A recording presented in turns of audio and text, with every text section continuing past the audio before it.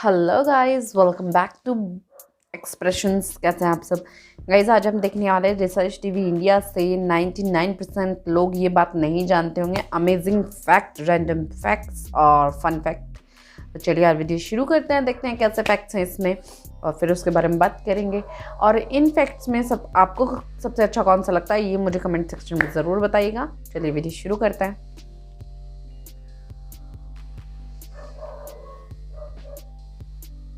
जिससे आपका दिमाग हिल जाएगा और आप भी सोच में पड़ जाएंगे। वीडियो में आगे बढ़ने से पहले हमारा आपसे निवेदन है कि आप पूरा वीडियो जरूर देखिए और अगर आपको वीडियो अच्छी लगे तो हमारे YouTube चैनल को सब्सक्राइब जरूर कर लीजिएगा। दोस्तों, क्या आपको पता है कि दुनिया में सबसे ज्यादा बिकने वाली कार कौन सी है? तो चलिए अब मैं आपको बताने जा रहा हूँ। लेकिन हाँ, मैं यहाँ पर किसी एक फाइनेंशियल ईयर की बात नहीं कर रहा हूँ, मैं बल्कि पूरे इतिहास की बात कर रहा हूँ। जी हाँ, इंडिया के पूरे इतिहास में सबसे ज्यादा बिकने वाली कार कौन सी थी? नहीं पता?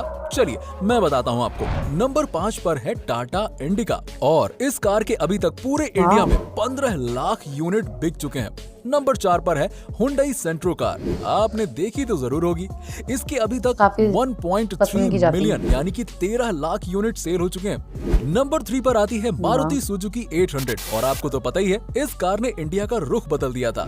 कार्स के मामले में इस गाड़ी के आने के बाद से तो तहलका ही मच गया था पूरे इंडिया में और पूरे इंडिया में कार की सेल्स अचानक बढ़ गई थी और अभी भी ये चल रही है। और विकिपीडिया और स्टैटिस्टिक्स के हिसाब से इस कार के 27 लाख यूनिट सेल हो चुके हैं। इसी वजह से ये है नंबर 2 पर। मारुति ऑल्टो, ये one of the most popular car है इंडिया की और अभी तक लगभग 39 लाख ऑल्टो बिक चुकी हैं।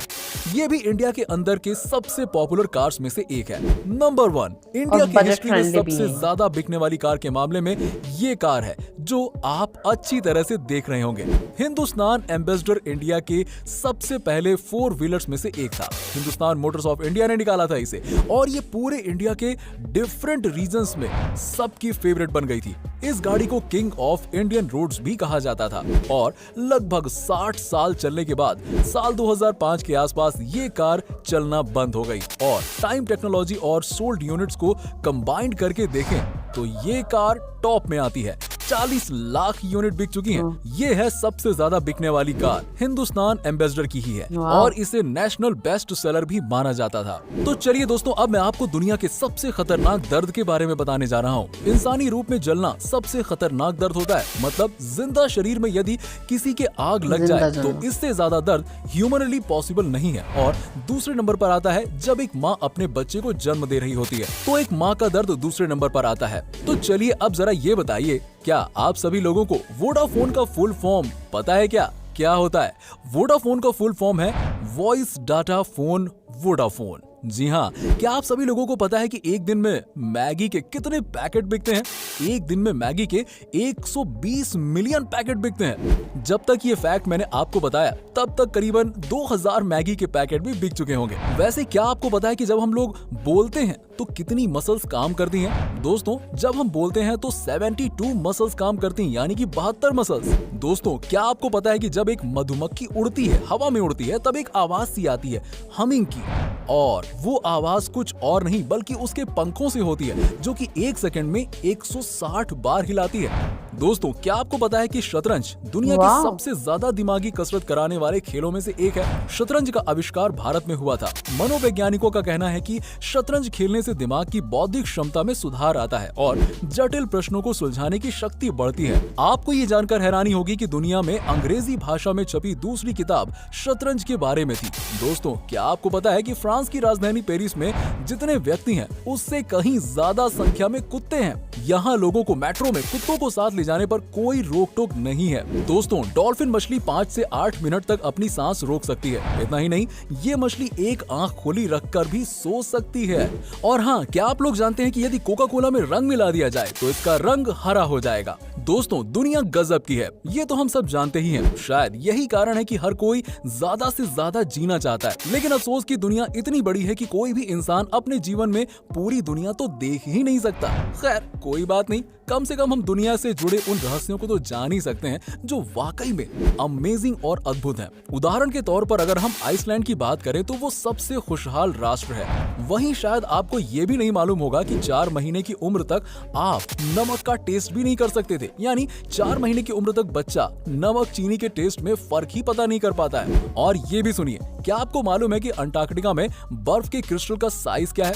हैरान मत होइए, एक क्रिस्टल का साइज स्कूल बस से लेकर ट्रक के बराबर होता है। क्या आप लोग जानते हैं कि ताश के पत्तों में 4 राजा होते हैं? ये तो जानते ही होंगे, लेकिन एक बात जो कम ही लोगों को पता है वो ये है कि इनमें से 3 राजाओं के तो मूछें होती हैं, लेकिन एक राजा की मूछ नहीं होती है, और वो राजा होता है किंग ऑफ हार्ट।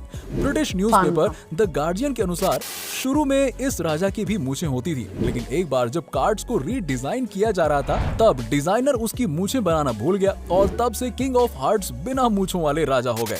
शायद आपने कभी ध्यान न दिया हो कि उनमें से 3 राजाओं की मूछें हैं लेकिन एक की नहीं, लेकिन अब आप तो जान ही गए। सुपरमैन का नाम सुनते ही हवा से बातें करने वाला एक सुपर हीरो की इमेज माइंड में बन जाती है, पर आपको जानकर आश्चर्य होगा कि जब 1938 में इस कैरेक्टर को क्रिएट किया गया था तो उसके पास उड़ने की शक्ति नहीं थी। ऐसे में वो ऊंची ऊंची इमारतों से जंप तो कर लेता था, पर अगले ही पल उसे जमीन पर आना पड़ता था। बाद में 1940 में जब एक नए कार्टून शो के एनिमेटर्स ने सुपरमैन को लेकर कार्टून बनाना चाहा तो उन्हें जंपिंग सुपरमैन बनाने के लिए बार बार घुटनों को मोड़कर स्केच ड्रॉ करना पड़ रहा था, जो काफी डिफिकल्ट था। ऐसे में डिसाइड किया गया कि सुपरमैन के पास उड़ने की शक्ति होगी और उसे बार बार जमीन पर नहीं आना पड़ेगा। इससे सुपरमैन को नई शक्ति भी मिल गई और एनिमेशन भी काफी स्मूथ बन गया। अब क्या आप लोग जानते हैं कि फोटो खींचते समय से चीज कहने का प्रचलन है? आपने भी कई बार कहा होगा ताकि हमारी स्माइलिंग पिक आ सके, लेकिन आपको जानकर आश्चर्य होगा कि कुछ 100 साल पहले विक्टोरियन एरा में लोग फोटो खींचते समय से प्रॉन्स कहते थे ताकि फोटो में उनके चेहरे पर गंभीरता दिखे। जरा एक बार कह के तो देखिए, से चीज से प्रॉन्स। देखा आपने? दरअसल उस समय अधिक हंसना गरीबों और शराब पीने वालों से जोड़कर देखा जाता था। शायद यही कारण था कि जब हम पुराने समय में राजा महाराजाओं के पोर्ट्रेट देखते हैं तो हमें कहीं स्माइलिंग फेस देखने को नहीं मिलता, सब के सब एकदम सीरियस खड़े रहते हैं। कई बार पेरेंट्स से पैसे मांगने पर वो कहते हैं वहां पैसे का कोई पेड़ नहीं लगा है या पैसों की कोई बारिश नहीं हो रही है जो तुम्हें हर समय पैसे देते रहूं। लेकिन ब्रह्मांड में कुछ जगहें ऐसी भी हैं जहां पैसे तो छोड़िए, हीरो यानी कि डायमंड्स की बारिश होती है। बिल्कुल सही सुना आपने। सैटर्न और जुपिटर ऐसे ही 2 ग्रह हैं जहां के वातावरण में बड़ी मात्रा में कार्बन मौजूद है, और जब मौसम में बदलाव की वजह से कार्बन पर बिजली गिरती है तो वो बिल्कुल हार्ड होकर ग्रेफाइट बन जाता है और नीचे गिरने लगता है, जहां एटमॉस्फेरिक प्रेशर उसे तब तक हार्ड बनाता जाता है जब तक कि वो डायमंड ना बन जाए, और इस तरह वहां हीरो की बारिश होने लगती है। तो समझ गया ना आप, पैसों की भी बारिश होती है लेकिन डायमंड के रूप में।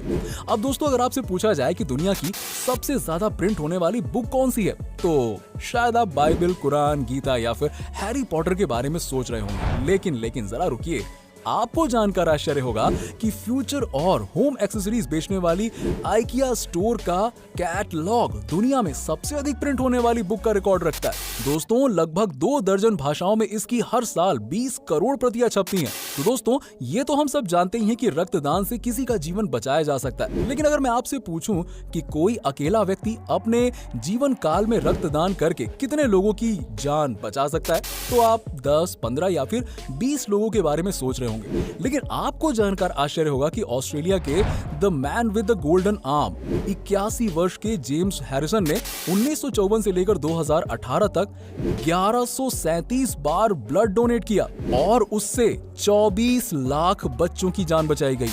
ओह माय गॉड, ये नंबर तो वाकई में दिमाग में आया ही नहीं होगा आपके।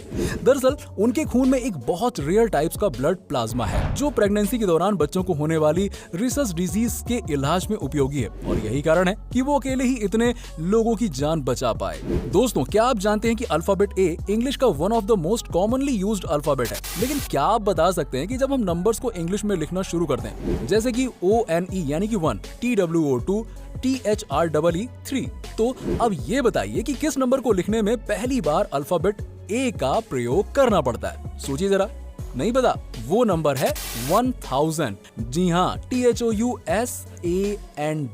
बिल्कुल सही सुना आपने, यहाँ जाकर आता है ए, क्योंकि 1 से लेकर 999 तक किसी भी नंबर को इंग्लिश में लिखने पर ए की जरूरत ही नहीं पड़ती है। दोस्तों, क्या कोई ऐसा भी कुत्ता होता है जो कभी भौंकता ही नहीं है? जी हाँ, होता है ऐसा। तो चलिए आइए हम आपको बताते हैं बेसेंजी कुत्तों की एक ऐसी ही ब्रीड के बारे में जो बिल्कुल भी नहीं भौंकती है। लेकिन इसका ये मतलब नहीं है कि वो कोई आवाज ही नहीं निकालते हैं। निकालते हैं, लेकिन वो आवाज एक सुरीले गाने की तरह होती है। दोस्तों, अगर मैं आपसे पूछूं कि क्या कोई मरा इंसान कभी घुड़दौड़ जीत सकता है, तो शायद आप सोचेंगे ये क्या स्टूपिड सवाल कर रहे हो यार। लेकिन आपको जानकर आश्चर्य होगा कि 4 जून 1923 को फ्रैंक हिज नाम के एक जॉकी ने मृत होने के बावजूद अपनी आखिरी रेस जीत ली। दरअसल उन्हें रेस लगाने के दौरान ही हार्ट अटैक आ गया था और उनकी तत्काल मृत्यु हो गई।